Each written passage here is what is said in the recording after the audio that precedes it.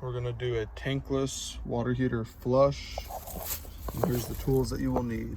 A pair of channel locks, washer machine hoses, your cleaning solution, your pump, and a 5-gallon bucket. Let's get started. So the first thing you're gonna want to do is make sure that the unit is off. All kinds of bad stuff will happen if you leave it on and trying to heat while you're pumping. I've never done it, so I don't know what damages you could cause by that. You don't have to, but you can turn off the fuel source. You want to go ahead and shut off the water. Right there, the cold side. Off on the hot side. So now this isolates the unit from the rest of the house, so you can keep a consistent water level in your bucket. You then can open up these caps. These are the ports that you will utilize. If your tankless does not have these, you will need to get these installed in order to do flushes. All right, we're gonna go ahead and get this hooked up. All right, let's get this thing all hooked up to flush. So you take your red hose. It doesn't have to be red though. You take your outlet hose. This one will go straight into the bucket. Make sure it goes on the hot side. You always want to run the way that the tankless is designed to run. You don't know if it has valves or little turbines in there. Just go ahead and get that all tightened up. This in the bucket with my water shut off. Double check that. It may be too tight to turn these by hand, so you might have to use channel locks to assist with that. Got my inlet, and this side will be the side that also hooks up to the pump.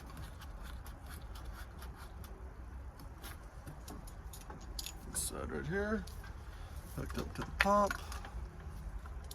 I like the metal connections better than these. Let me try and get that where you can see that. That way you don't have to worry about cross-threading on this plastic. All right, get that tightened up. Nice and snug. Pump goes in the bucket. There we go. Got our cleaning solution here. Pop that. Pour that in the bucket.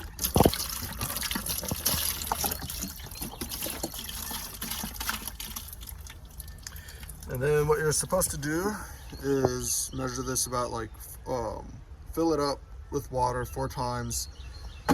Pour it in here, that way you get the right amount. I'll open that up. But I can pretty much just eyeball it at this point. So I'm just gonna open up my water, fill it up to a little bit, more than top of the pump. Let that fill up. It's always good to just keep this thing unplugged. And luckily you're always pretty much have a power source since it is for a tankless. It's about good right there. A little bit right before the top. Get your plug. Make sure it ain't full of gunk. My goodness. Clean the gunk off. Plug that in. Pump is working. I'm gonna just double check, make sure it's flowing out the other end. You can pick up these pumps at any hardware store.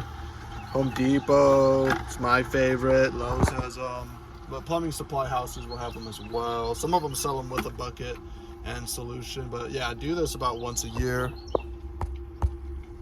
Yeah, do this about once a year, and yeah, we'll let this go for 30 minutes to about an hour.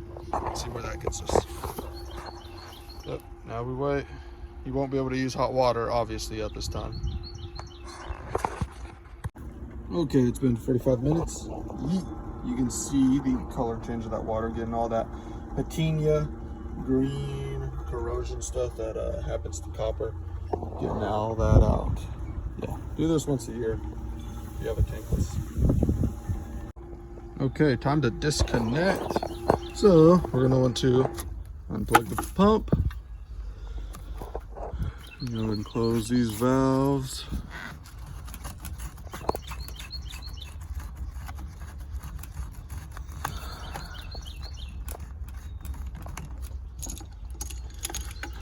Although that this stuff in particular is non-corrosive, non-toxic, and doesn't cause any, damage like that.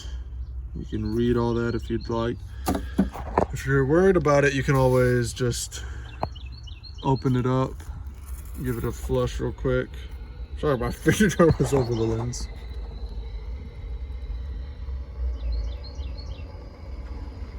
Give it a little flush out there.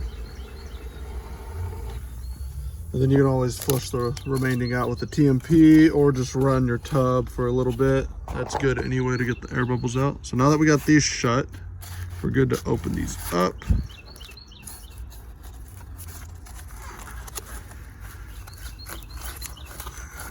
It is a tight working environment. And plug in our unit, turn our gas back on so we don't throw any codes.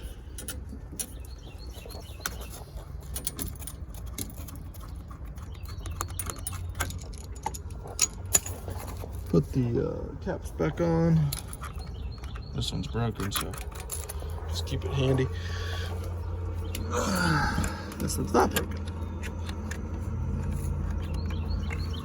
All right, unit looks like it's up and running. Good thing there's no hornets up here as of right now. We'll need to clean that out. All right, just to make sure that it's working, I'm gonna go dump this water. You can just run your TMP or go inside if you don't feel comfortable doing that to run something.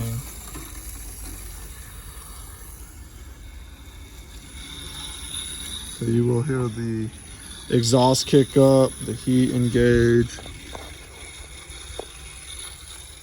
Unless it turned off. There it goes, turned off.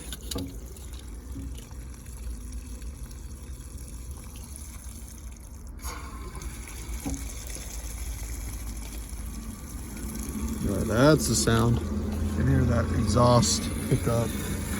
Just put my hand over the pipe. Yep, and it is getting warm. I just heard the pilot kick on. But yeah, that is hot. Really give it a feel. All right, you have now successfully flushed your water heater. And you won't have to do that till next year. And of course, you need a new bottle of cleaning solution. You can also use vinegar and look up different recipes and ingredients. Yeah, that's about it. Thanks for watching. Like and subscribe.